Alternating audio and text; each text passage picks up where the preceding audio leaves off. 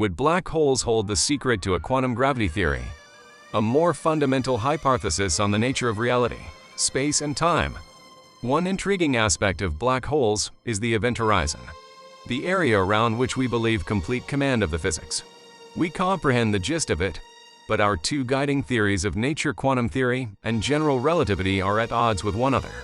For theoretical physicists, the pinnacle of their profession is the pursuit of a unifying theory of gravity that incorporates quantum mechanics and general relativity, the two dominant paradigms of modern and contemporary physics.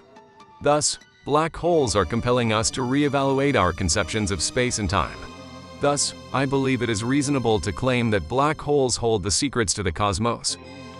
Welcome to Spaceverse, your portal to the wonders of the universe. The channel where we embark on a cosmic journey to explore the wonders of the universe. Today, we're diving into the mind-bending realm of black holes and pondering the intriguing question: could these cosmic enigmas be the key to unlocking the mysteries of our universe? But before we dive into the details, hit that subscribe button and ring the notification bell so you never miss out on the latest space discoveries and updates. Alright, let's get started. In fact, the concept of black holes has been around since at least the 1780s and 1790s. At the same time, two seemingly unrelated scientists, call them mathematicians, physicists, or natural philosophers, had the same notion. Michel-Minister and Laplace, a renowned French mathematician, were the two. Another concept they were also considering was escape velocity. To totally evade the gravitational pull of an object, such as a planet or star, one must travel at the escape velocity. Thus, the escape velocity from Earth's surface, as an example, is around 8 miles per second. Going to a star like the Sun, which is moving at a speed of about 400 miles per second, is an illustration of how expanding causes something to grow larger and more massive.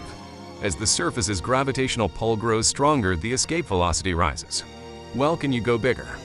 Michel and Laplace envisioned in their minds, and we believe it's a lovely notion. Can you fathom a universe with an ever-increasing number of supermassive stars, with surface-level gravitational pulls so great that light can't possibly escape? Plus, you'd lose sight of them altogether. Maybe it would help to just describe in very simple terms what a black hole looks like, in order to comprehend why they give rise to so many conceptual problems. So, looking at a black hole from the outside, what do you see? You see the black hole is encircled by an event horizon. The border between the black hole's interior and the outside universe is to a certain extent defined by it. And if you venture within this sphere's interior, not even the speed of light can save you from the black hole's gravitational pull. However, another way of describing the event horizon that has perplexed researchers into black holes throughout the years is that from an external perspective, it is a spot in space where time stands still. In fact, that is a direct result of what relativity predicted by Einstein. Looking at it from the outside, there is a major mystery that has yet to be answered. What exactly is at the heart of a black hole? This enormous star falls to what seems like an eternally dense point. What then are we envisioning? Specifically, its phi singularity. Discussing the black hole's core is in fact inappropriate. The so-called Penrose diagram, so named after Roger Penrose, is a beautiful representation of a black hole in pure general relativity. It shows how space and time are so warped that they switch places. The singularity is not a physical location, but rather a snapshot in time, the very end of the universe. For a long time, until quite recently, people didn't realize there was an issue with the singularity because its nature was unclear. Honestly, we can't get our hands on it. We lack the necessary conceptual tools to delve into it. As a result, no one knows what to do, and the question may persist for another 100 years. Black hole research underwent a paradigm shift when researchers realized that conceptual issues exist not just at the singularity, or wherever it may be, but also at the horizon. In two seminal works, Stephen Hawking demonstrated that black holes have a temperature, particles, and light when one considers quantum theory and quantum mechanics close to their horizon. What we see in Einstein's theory is really particles emitted by this pure geometric object, what is known as Hawking radiation, due to the fact that space and time are twisted. In his 1974 work, Stephen provides this wavy description, which is a good way to visualize what's going on with the idea of zooming in close to a black hole's event horizon. The process can be imagined as a continuous influx and outflow of particles, sometimes referred to as entangled particles. As a result, one set of particles is located inside the event horizon, while the other set is outside. As a result of absorbing energy from the black hole as it travels out into space, the one on the outside may eventually shrink to the point where it can't be contained any longer rather than merging back into its partner. The consequences of that are far-reaching. So black holes don't really have an endless prison, but rather a lifetime.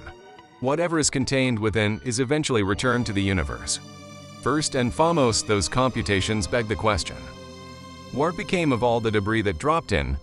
According to my explanation, and Einstein's theory, matter eventually reaches the singularity, or whatever it is, at the end of time, a region of space-time so distorted and complicated that no human can fathom its nature.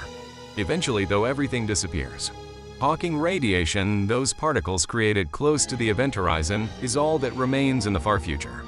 Specifically, I'm wondering if in theory it would be possible to record all of the Hawking radiation that has ever been emitted by a black hole and store it for the distant future. Would that information about everything that has ever fallen into the hole be encoded in that radiation? Would you agree or disagree with that? Why did I even ask that question? You may ask. This seems to be an extremely arbitrary inquiry. I think it's a crucial question. The universe, as far as our knowledge goes, preserves information. Information is conserved according to all known laws of nature. For the sake of argument, let's pretend that I burn, damage, or otherwise ruin a book. According to the laws of elementary particle physics, it would be theoretically possible to recreate the object I destroyed if I could gather all of its constituent parts, f3 particle quantum of radiation, and so on, and store them indefinitely. A conundrum arose when the theories of general relativity, quantum physics, and black holes were all combined, the black hole information paradox. This paradox proposed that black holes would delete all knowledge from the universe. It turns out that the current consensus is that black holes do not wipe data from the cosmos. This is despite the fact that a number of publications are still in the works, so the research is ongoing. Our current thinking is that it is theoretically possible to gather all that radiation, feed it into a quantum computer, and then it will be able to recreate the information about everything that fell in. On the other hand, I find the implications of this, namely the process by which it occurs, to be extremely intriguing, as they appear to provide a look into a more fundamental explanation of gravity. For the sake of brevity, let me just say it. Time and space do not appear to be essential. Thus, one perspective, and I stress that other perspectives are currently at the forefront of research, is a topic that has become known as emergent spacetime. So where do space and time come from according to this theory? Beginning with quantum entanglement with smaller components of some type. The nature of those objects is unknown to us. Although their exact composition remains a mystery, it appears that space and time are derived from a more fundamental idea. The term for this is the quantum theory of gravity. In my opinion, it is imperative that we comprehend the nature of space and time before attempting to inquire about, much less provide an answer to, questions regarding the Big Bang and the beginning of the universe, the answers to which remain a mystery. It turns out that black holes are the real observable objects in the universe that lead us to wonder with very specific and well-defined questions about the very essence of space and time. Einstein once stated that with enough luck and perseverance, one might be able to catch a glimpse of something profoundly concealed if one looks at nature with great care, keeps pulling at the intellectual strands, and keeps diving down into what nature appears to be trying to tell us.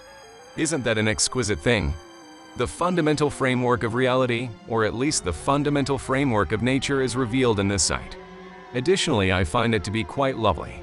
To say that no one is sure of the outcome would be an understatement, but it does hint at something concealed. As we wrap up our journey today, a big thank you for joining us at Spaceverse. Your support fuels our cosmic exploration. Don't forget to subscribe and hit the notification bell to keep exploring with us. Until our next cosmic encounter, see you.